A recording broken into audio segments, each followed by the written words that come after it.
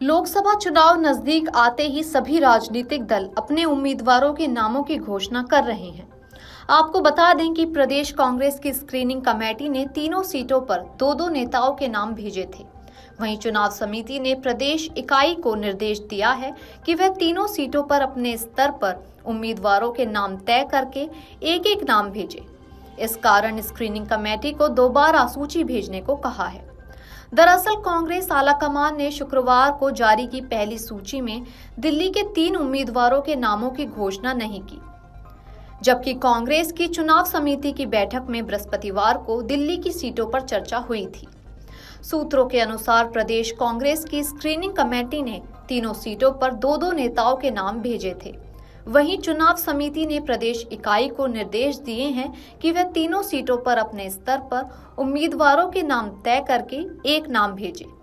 इस कारण screening committee को दोबारा सूची भेजने को कहा है। प्रदेश कांग्रेस की स्क्रीनिंग कमेटी में चांदनी चौक लोकसभा क्षेत्र से पूर्व सांसद जयप्रकाश अग्रवाल व पूर्व विधायक अलका लांबा, उत्तर पश्चिमी दिल्ली लोकसभा क्षेत्र से पूर्व सांसद उदित राज व पूर्व मंत्री राजकुमार चौहान और उत्तरी पूर्वी लोकसभा क्षेत्र से पूर्व सांसद संदीप दीक्षित व प्रदेश अध्यक्ष अरविंद सिंह लवली के नाम भेजे थे। बताया जा रहा है कि कांग्रेस आलाकमान उत्तर पूर्वी दिल्ली लोकसभा क्षेत्र से जेएनयू के नेता रहे कन्हैया कुमार को चुनाव लड़ाना चाहता है। लिहाजा दोबारा भेजे जाने वाली सूची में कन्हैया कुमार का नाम शामिल कर भेजने की उम्मीद है।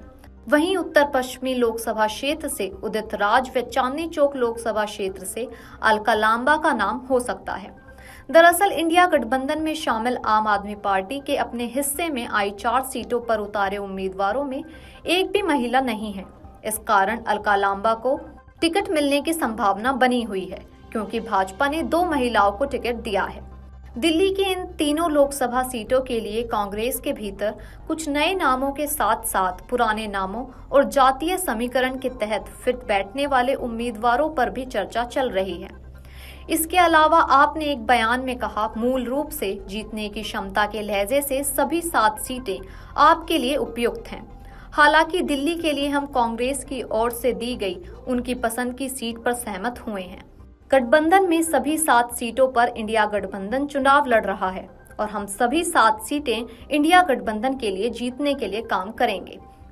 हालांकि विपक्षी इंडिया गठबंधन के उम्मीदवारों के सामने एक बड़ी चुनौती 2019 के चुनाव में जीतने वाले बीजेपी उम्मीदवारों और पराजित उम्मीदवारों के बीच वोट के भारी अंतर को पाटना होगा। साल 2019 के चुनाव में बीजेपी उम्मीदवारों ने कांग्रेस और आप उम्मीदवारों को लाखों मतों के अंतर से हराया था। पार्टी सूत्रों ने कहा है कि 2014 में बीजेपी के टिकट पर उत्तर पश्चिमी दिल्ली से जीत हासिल करने वाले उदित राज इस बार उसी निर्वाचन क्षेत्र से कांग्रेस के उम्मीदवार हो सकते हैं। 2019 के चुनाव में टिकट नहीं मिलने के बाद उन्होंने बीजेपी छोड़ दी थी और कांग्रेस में शामिल हो गए थे। वीडियो डेस्क अमरउजाला.com। अगर आप ये वीडियो YouTube पर देख रहे हैं तो हमारे चैनल को सब्सक्राइब करें और बेल आइकन को दबाना ना भूलें। अगर आप Facebook पर ये वीडियो देख रहे हैं तो हमारे पेज को लाइक करें।